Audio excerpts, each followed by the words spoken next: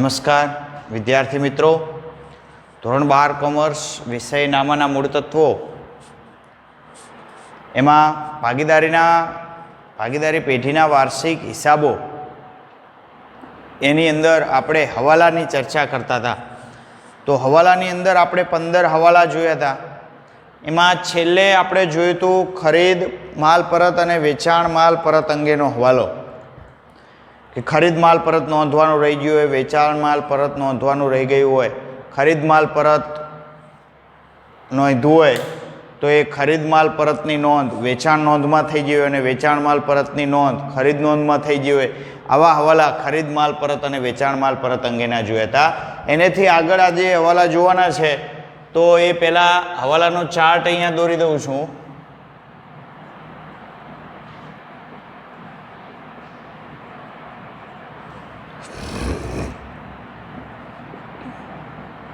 ક્રમ, હવાલા, હવાલા નોંધ અને હવાલાની અસરો.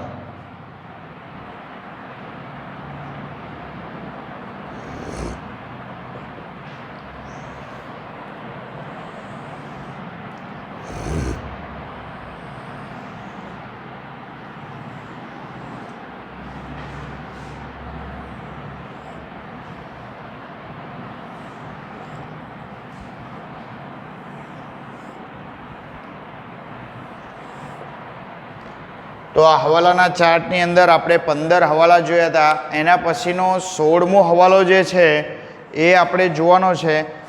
16મો હવાલો છે ઉધાર ખરીદીની નોંધ વેચાણ નોંધમાં થઈ હોય ત્યારે. હવાલા નંબર 16, ઉધાર ખરીદીની નોંધ વેચાણ નોંધમાં થઈ હોય ત્યારે. હવે ઉધાર ખરીદીની નોંધ હતી અને ભૂલથી વેચાણ નોંધમાં થઈ જાય છે તો પહેલાં વેચાણ નોંધમાંથી બાદ કરવાની, પછી ખરીદ નોંધમાં નહીં નોંધેલ ખરીદી તરીકે નોંધી દેવાની. બરાબર. તો એની પહેલી નોંધ થશે વેચાણ નોંધમાં થઈ એટલે વેચાણ નોંધમાંથી બાદ કરશો એટલે એની નોંધ શું થાય? વેચાણ નોંધમાંથી બાદ કરશો એટલે વેચાણ ખાતે ઉધાર તે દેવાદાર ખાતે જમા. વેચાણ ખાતે ઉધાર તે દેવાદાર ખાતે. સમજો બરાબર. ભૂલથી ખરીદ નોંધની નોંધ વેચાણ નોંધમાં થઈ જાય છે તો વેચાણ નોંધમાં થઈ જાય તો વેચાણમાંથી બાદ થાય એટલે વેચાણ ખાતે ઉધાર. વેચાણ ઘટે છે એટલે દેવાદાર પણ ઘટે છે તો દેવાદાર ખાતે. એની બે અસર. પહેલી અસર તો વેચાણ ખાતે ઉધાર એટલે વેચાણ ક્યાં આવે તો કે વેપાર ખાતામાં. વેપાર ખાતામાં જમા બાજુ. વેપાર ખાતામાં જમા બાજુ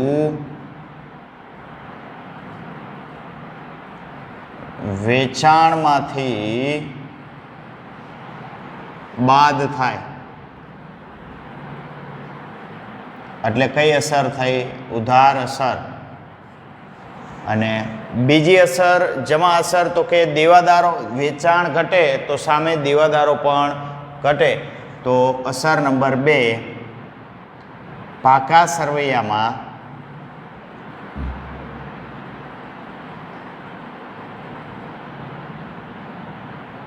મિલકત લેણા બાજુ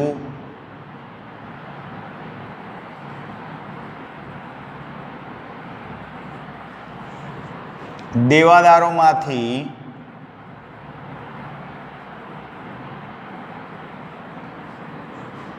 બાદ થાય એટલે જમા અસર. એક અસર ઉધાર, એક અસર જમા. પહેલી નોંધની બે અસર થઈ. હવે અહીંયા વેચાણમાંથી વાત કર્યું તમે, વેચાણ નોંધમાં થઈ જતી એટલે, પણ હજુ ઉધાર ખરીદીમાં નોંધ થઈ નથી. એટલે ઉધાર ખરીદીમાં આપણે નોંધ કરવી હોય તો ખરીદ ખાતે ઉધાર, બીજી નોંધ ખરીદ ખાતે ઉધાર તે લેણદારો ખાતે, એટલે ખરીદ નોંધ હતી એ ઉધાર ખરીદીની નોંધ હતી, એટલે એ ખરીદીમાં શું થાય, નહીં નોંધેલ ખરીદી તરીકે પ્લસ થાય, એટલે ખરીદીમાં ઉમેરવામાં આવે છે. અને ખરીદી વધે એટલે લેણદારો પણ આપણા શું થાય, વધે છે. એટલે એની નોંધ અહીંયા એની બે અસર થશે. એમાં પહેલી અસર એટલે ખરીદીમાં ઉમેરવામાં આવે છે, એટલે ખરીદી વેપાર ખાતામાં ઉધાર બાજુ ખરીદીમાં ઉમેરવામાં આવશે.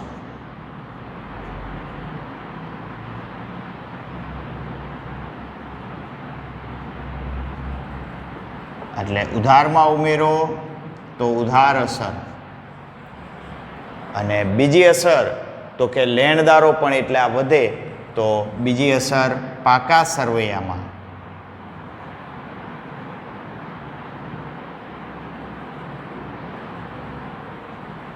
લેણદારો મૂડી દેવા બાજુ આવે, પાકા સરવૈયામાં મૂડી દેવા બાજુ લેણદારોમાં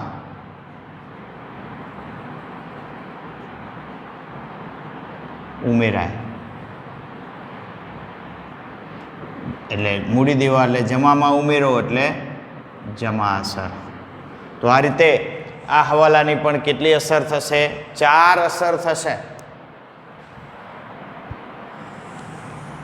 એમાં કઈ કઈ તો કે પહેલાં વેચાણમાંથી બાદ કરો, દેવાદારોમાંથી બાદ કરો. ખરીદી હતી, ખરીદીની અંદર પ્લસ કરો, લેણદારોની અંદર ઉમેરો. બરાબર. તો આ હવાલાની અસર 4 થશે. એવી જ રીતે આગળનો હવાલો જે છે, ઉધાર ખરીદીની નોંધ વેચાણ નોંધમાં થઈ ગઈ હોય ત્યારે.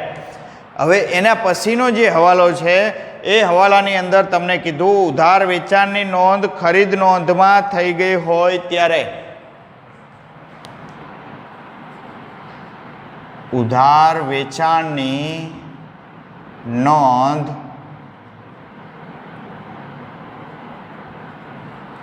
ખરીદ નોંધમાં થઈ ગઈ હોય ત્યારે. જો આનેથી વિરુદ્ધ છે, અહીંયા ઉધાર ખરીદીની નોંધ વેચાણ નોંધમાં થઈ ગઈ હતી, અહીંયા ઉધાર વેચાણની નોંધ ખરીદ નોંધમાં થઈ જાય છે. તો ખરીદીમાંથી શું કરવું પડે, બાદ કરવું પડે. બરાબર. તો ખરીદીમાંથી બાદ કરો તો એની નોંધ શું થાય, પહેલી નોંધ ખરીદીમાંથી બાદ કરો એટલે લેણદારો પણ એટલા, ખરીદી ઘટે તો સામે લેણદારો પણ ઘટે, એટલે લેણદારો ઘટે તો અહીંયા લેણદારો ખાતે ઉધાર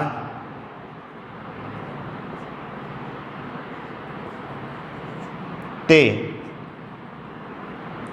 ખરીદ ખાતે, ખરીદી ઘટે છે એટલે ખરીદ ખાતું જમા થાય, ખરીદી વધતી હોય તો ખરીદ ખાતું ઉધાર થાય. બરાબર. તો અહીંયા લેણદારો ખાતે ઉધાર તે ખરીદ ખાતે જમા. હવે લેણદારો ખાતે ઉધાર, લેણદારો આપણા ઓછા થાય છે તો લેણદારો એની પહેલી અસર ક્યાં આવશે લેણદારોની, તો કે પહેલી અસર પાકા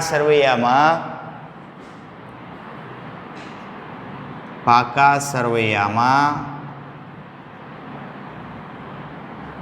મૂડી દેવા બાજુ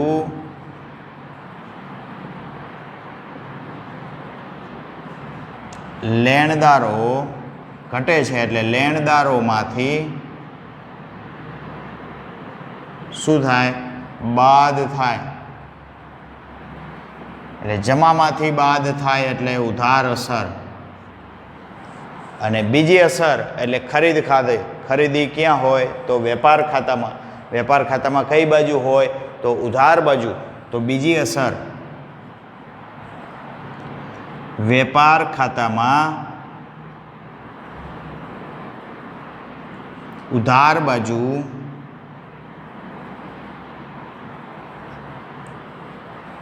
ખરીદી ઘટે છે તો ઉધાર બાજુ ખરીદીમાંથી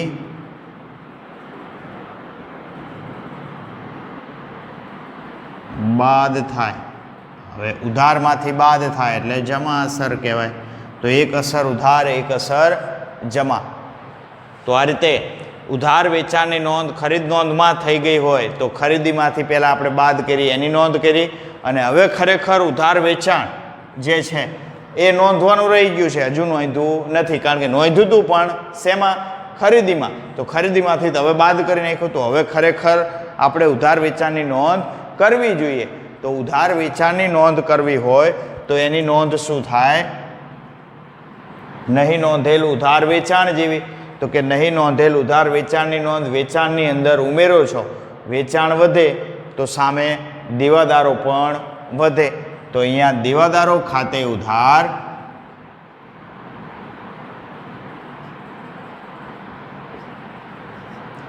તે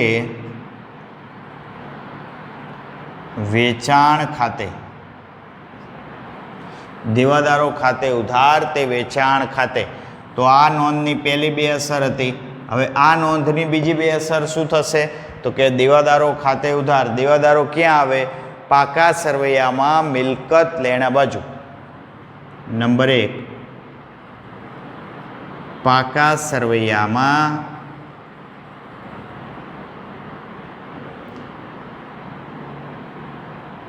મિલકત લેણા બાજુ દેવાદારોમાં ઉમેરાય. એટલે ઉધારમાં ઉમેરો એટલે ઉધાર અસર. અને બીજી અસર તો કે વેચાણ ખાતે. તો વેચાણ ક્યાં આવે? વેપાર ખાતામાં. તો બીજી અસર ક્યાં આવશે? વેપાર ખાતામાં. કઈ બાજુ? તો કે જમા બાજુ. તો વેપાર ખાતામાં.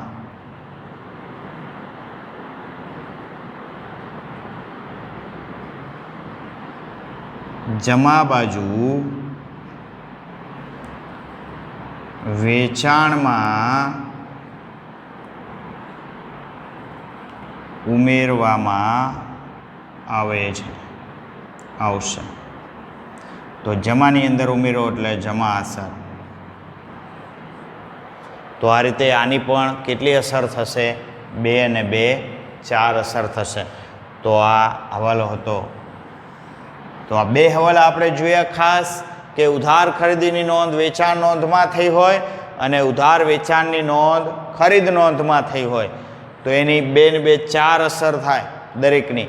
જે રીતે ખરીદ માલ પરતની નોંધ વેચાણ નોંધમાં થઈ હોય અને વેચાણ માલ પરતની નોંધ ખરીદ નોંધમાં થઈ હોય, એની પણ કેટલી કેટલી અસર હતી? 4 અસર હતી. એમ 4 અસર હવાલાની થતા હોય એવા આ 4 હવાલા હતા. હવે નેક્સ્ટ આ 2 હવાલા પૂરા થાય પછીનો 18મો જે હવાલો છે એ છે મૂડી પર વ્યાજ. નંબર 18, મૂડી પર વ્યાજ. મૂડી પર વ્યાજ. હવે મૂડી પર વ્યાજ એ કોનો હવાલો કહેવાય? તો કે ભાગીદારને લગતો. ભાગીદાર મૂડી લાવે છે તો ભાગીદારને લગતો હવાલો કહેવાય. એટલે મૂડી પર વ્યાજ એ ખર્ચ છે. તો મૂડી પર વ્યાજ ખાતે ઉધાર તે મૂડી ખાતે જમા. મૂડી પર વ્યાજ ખાતે ઉધાર તે મૂડી ખાતે જમા. તો હવે અહીંયા તમે જે હવાલાની નોંધ કરો છો એ મૂડી પર વ્યાજ. તો મૂડી પર વ્યાજ આપણે ક્યાં લખીએ છીએ? સમજો બરાબર. અત્યાર સુધી 11માની અંદર જે મૂડી પર વ્યાજ ગણતા હતા એ નફા નુકસાન ખાતાની અંદર લખતા હતા. પણ અહીંયા જે છે મૂડી પર વ્યાજ એ ભાગીદારોની મૂડી પરનું વ્યાજ છે. તો ભાગીદારોની મૂડી પરનું વ્યાજ હોય તો એ ભાગીદારોને લગતા હવાલા માટે આપણે નફા નુકસાન ફાળવણી ખાતું બનાવીએ છીએ. તો એની અસર થશે નફા નુકસાન ફાળવણી ખાતાની અંદર. તો અહીંયા તમારે એની પહેલી અસર આપવાની થાય નફા નુકસાન ફાળવણી ખાતે ઉધાર. નફા નુકસાન ફાળવણી ખાતામાં ઉધાર બાજુ જે ભાગીદારનું મૂડી પર વ્યાજ હોય એ ભાગીદારનું નામ લખી અને લખવાનું. ઉધાર બાજુ એટલે ઉધાર અસર. અને બીજી અસર તો કે અહીંયા મૂડી ખાતે. તો મૂડી ખાતે એટલે આપણે અહીંયા જ્યારે ભાગીદારી પેઢીના વાર્ષિક હિસાબ બનાવીએ છીએ ત્યારે ભાગીદારોના મૂડી ખાતા બનાવીએ છીએ. પાકા સરવૈયામાં મૂડી લખતા નથી, પણ એ કોના ખાતે લખીએ છીએ? તો ભાગીદારોના મૂડી અથવા ચાલુ ખાતાની અંદર મૂડી પર વ્યાજ. જો ચાલુ ખાતા બનાવતા હોય તો ચાલુ ખાતામાં આપણે જમા બાજુ આવે, અને મૂડી ખાતા બનાવતા હોય તો મૂડી ખાતામાં જમા બાજુ આવે. નંબર 2, ભાગીદારોના મૂડી ખાતા / ચાલુ ખાતામાં જમા બાજુ. એટલે કઈ અસર થઈ? જમા અસર થઈ. એટલે મૂડી પર વ્યાજ એ ભાગીદારોનું શું ગણાય? ખર્ચ ગણાય. તો ભાગીદારોનું ખર્ચ કહેવાય. એટલે નફા નુકસાન ફાળવણી ખાતામાં ઉધાર બાજુ લખાય છે, કારણ કે નફા નુકસાન ફાળવણી ખાતું એ ભાગીદારોના વ્યવહારો નોંધવા માટે થાય છે. તો હવે આના પછી આગળનો હવાલો એક જે છે, જે રીતે મૂડી પર વ્યાજ છે એ જ રીતે 19મો હવાલો છે એ ઉપાડ પર વ્યાજ અંગેનો હવાલો છે. ઉપાડ પર વ્યાજ.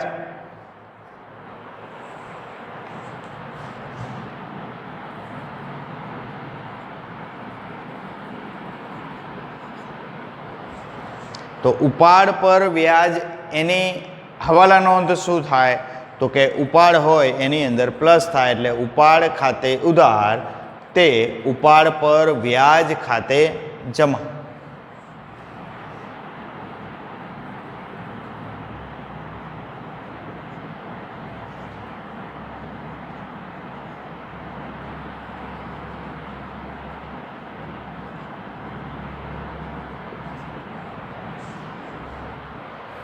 તો જો સમજો મિત્રો, અહીંયા તમે લખ્યું ભાગીદારોના મૂડી કે ચાલુ ખાતામાં જમા બાજુ.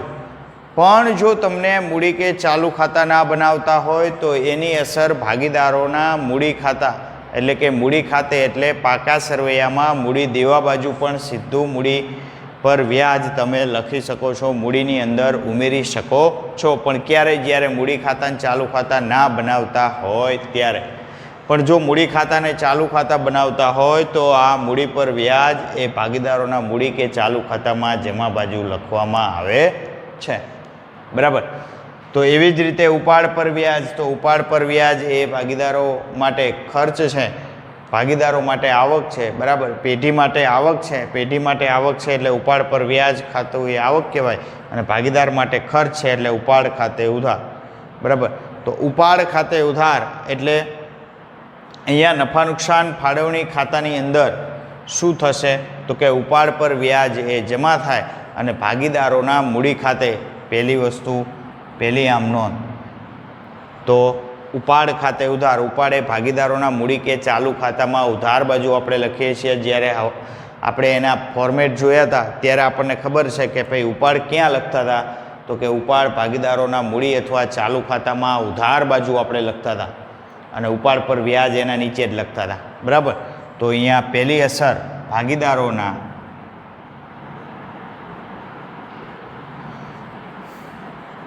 મૂડી અથવા ચાલુ ખાતામાં ઉધાર બાજુ લખાય. અને બીજી અસર તો કે ભાગીદારને લગતો વ્યવહાર છે, તો એ પેઢી માટે આવક છે. તો પેઢી માટે આવક છે એટલે નફા નુકસાન ફાળવણી ખાતામાં જમા બાજુ નફા નુકસાન ફાળવણી ખાતામાં જમા બાજુ લખાય. એટલે આ જમા અસર થઈ. અને આ ઉધાર અસર થઈ. એક હવાલાની ઉધાર અસર હોય, એકની જમા અસર હોય. હવાલાની બે અસર થાય. તો મિત્રો આ રીતે આપણે જોયું કે ભાઈ ઉધાર ખરીદીની નોંધ વેચાણ નોંધમાં થઈ ગઈ હોય તો ઉધાર ખરીદીની નોંધ વેચાણ નોંધમાં થઈ જાય તો શું કરવાનું? ફરીથી જોઈ લો કે ભાઈ ખરીદીની નોંધ હતી અને વેચાણ નોંધમાં થઈ ગઈ હતી તો પહેલાં શું કરવું પડે? વેચાણમાંથી બાદ કરી દો. વેચાણ ઘટાડો તો સામે શું તમારું ઘટે? વેચાણ ઘટે એટલે દેવાદારો એટલા ઘટે એટલે દેવાદારોમાંથી બાદ કરી દો. સામે શેની નોંધ હતી? ખરીદીની. તો ખરીદી વધારવી પડે તો ખરીદીની અંદર ઉમેરી દો. ખરીદી વધે તો સામે લેણદારો પણ વધે એટલે ચાર અસર થાય. ખરીદીને, વેચાણને, લેણદારોને અને દેવાદારોને. ખરીદી સાથે શું હોય અને લેણદારો વેચાણ સાથે શું હોય એ આપણને ખબર પડી જોઈએ. ખરીદી સાથે લેણદારો હોય અને વેચાણ સાથે દેવાદારો હોય. જો ખરીદીમાંથી બાદ કરતા હોય તો લેણદારોમાંથી નહીં બાદ થાય અને જો ખરીદીમાં પ્લસ થતું હોય તો લેણદારોમાંથી પ્લસ થાય. એવી જ રીતે જો વેચાણની અંદર પ્લસ થતું હોય તો દેવાદારોમાં પ્લસ થાય અને દેવાદારો વેચાણમાંથી માઇનસ થતું હોય તો દેવાદારોમાંથી પણ માઇનસ થાય. આ એક સિમ્પલ લોજિક યાદ રાખો એટલે હવાલામાં કોઈ દિવસ વાંધો આવે નહીં. એવી જ રીતે ઉધાર વેચાણની નોંધ ખરીદ નોંધમાં થઈ હોય. ઉધાર વેચાણ હતું ને ખરીદ નોંધમાં નોંધાઈ ગયું હતું તો ખરીદીમાંથી બાદ કરો. ખરીદી ઘટી, ખરીદી ઘટે એટલે સામે લેણદારો ઘટે અને વેચાણ નોંધ હતી તો વેચાણની અંદર પ્લસ કરો તો વેચાણ વધે તો સામે દેવાદારો વધે તો દેવાદારોની અંદર પ્લસ કરો. એકદમ સિમ્પલ છે મિત્ર, લોજિકલી વિચારવાની વાત છે. લોજિકથી તમે વિચારો એટલે એકદમ સરળ છે. તો મૂડી પર વ્યાજ, તો મૂડી પર વ્યાજ એ પેઢી માટે શું છે? ખર્ચ છે. તો ખર્ચ હોય તો નફા નુકસાન ફાળવણી ખાતાની અંદર ઉધાર બાજુ અને બીજું તો કે મૂડી પર વ્યાજ કોનું છે? કોણ આપે છે? ભાગીદાર. તો ભાગીદારના મૂડી ખાતામાં જમા બાજુ આપો. મૂડી જ્યાં લખો છો એના નીચે જ મૂડી પર વ્યાજ તરીકે. અને બીજો હવાલો છે ઉપાડ પર વ્યાજ. તો ઉપાડ પર વ્યાજ પેઢી માટે આવક છે. તો પેઢી માટે આવકો હોય તો નફા નુકસાન ભાગીદારની આવક છે. ભાગીદાર પાસેથી પેઢીને આવક મળે છે એટલે ભાગીદારોને લગતા આવક કે ખર્ચને લગતા વ્યવહારો પેઢી ક્યાં લખે છે? ફાળવણી ખાતામાં. તો ફાળવણી ખાતામાં જમા બાજુ એની અસર આવે ઉપાડ પર વ્યાજ અને એ ભાગીદાર માટે ખર્ચ છે. તો ભાગીદારના મૂડી ખાતાની અંદર કે ચાલુ ખાતાની અંદર ઉધાર બાજુ ઉપાડ પર વ્યાજ એ ઉધાર બાજુ લખવામાં આવે છે. તો આ રીતે મૂડી પર વ્યાજ, ઉપાડ પર વ્યાજ, ખરીદીને લગતો હવાલો, વેચાણને લગતો હવાલો, ખરીદ પરતને લગતો હવાલો, વેચાણ પરતને લગતો હવાલો, આ બધા જ પ્રકારના હવાલા આપણે 19 હવાલા સુધી જોયા અને એના પછીના નેક્સ્ટ હવાલા જે છે એ આપણે હવે પછીના લેક્ચરની અંદર જોવાના છે. આટલા હવાલા તમે મિત્રો તૈયાર કરી નાખજો.